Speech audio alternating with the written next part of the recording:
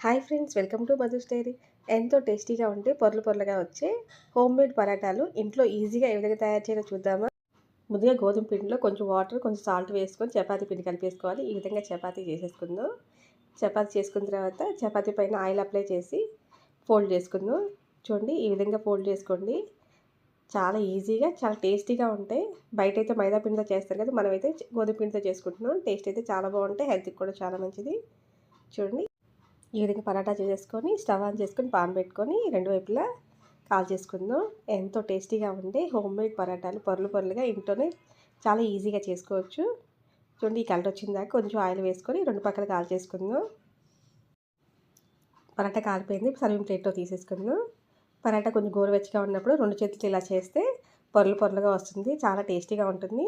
Restaurant కన్నా చాలా బాగుంటుంది. మీరు కూడా ఒకసారి ట్రై చేసి టేస్ట్ చేయండి. Thank you for watching.